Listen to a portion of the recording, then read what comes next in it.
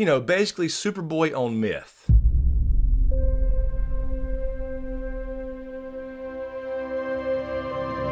Hey guys, it's Chris and welcome back to another movie review video. But first, let me thank my newest Patreons. Thank you to Lindy, thank you to Garya, thank you to Drew Cheek, and thank you to Eoin as well. You guys on Patreon, as well as new channel members, which is now available, by the way, on the main channel page. Keep this channel going. So I finally got to see Brightburn, and I want to do a quick little review. And let me say, this will contain general spoilers. You have to know the premise of the movie to go see it in the first place. Alright, so obviously the overall premise here of this movie is kind of the take on Superman if he didn't actually turn out to be a good guy and ended up being a murderous psychopath serial killer that's 12 years old. And I think this is actually a great topic to explore. I went into this movie with low expectations, but I was actually pleasantly surprised. Now, this topic has been explored a little bit in the actual comic books. We've seen like Superman with red kryptonite, Bizarro, etc. So we've seen kind of bad Superman, but not this bad.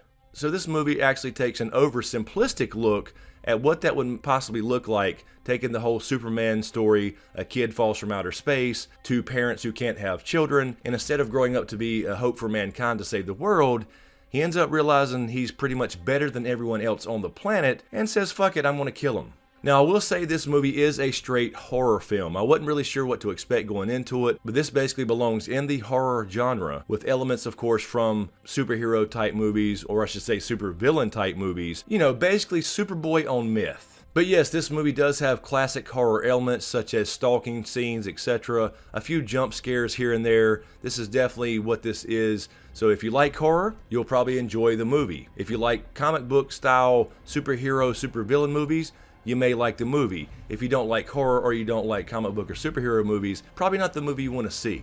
There were actually some great kills in the movie. When I went to watch this, I wasn't sure if this was PG-13 or rated R. I really wasn't paying attention. But after you see a little bit of gore, you realize this is probably a rated R movie. So there were actually some pretty damn good kills in this movie, but I would say no worse than something like I would say The Walking Dead. So if you can handle The Walking Dead, you can certainly handle this. It's not overly gory, but there are a couple of pretty damn nasty kills. Now, I will say, as far as an in-depth movie, as far as backstories and finding out who this kid is and where he came from, don't expect any answers. This is what I meant when I said earlier about being oversimplistic. And I think for most of us with movies and television shows, we generally want to know what's going on with the backstory, a little bit of background. And I think that would have worked as well if they would have given the kid a little more backstory as to why he turned out to be an evil asshole, where he came from, what was controlling his mind, whatever. But for a straight horror type movie, it also worked to kind of leave it simplistic and not give you all those answers. All we know is that he was kind of a normal kid. He started discovering he had some powers. He was drawn to the barn where they had kept his spaceship. His parents said they had adopted him.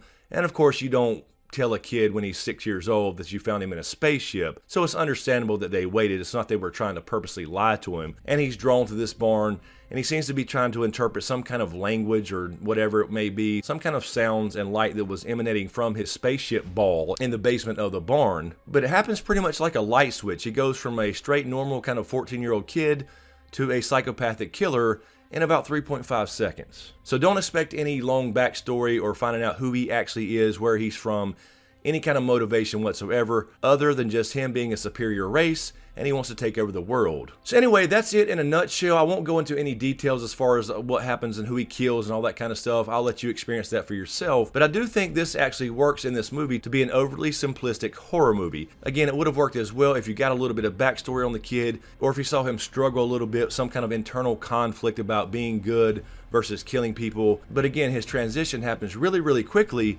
but I think it worked okay for this movie. So overall, I would say this is pretty good.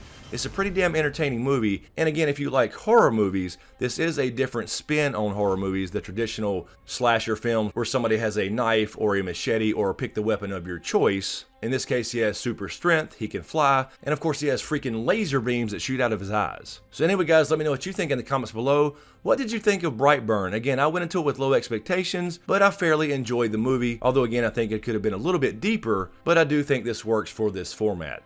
Anyway guys, let me know what you think in the comments below. And as usual, thank you for all the support, especially you guys on Patreon. And a huge shout out to my executive Patreon SmokeScreen producers. And if you dig what I do here, please give these videos a like, comment, and a share.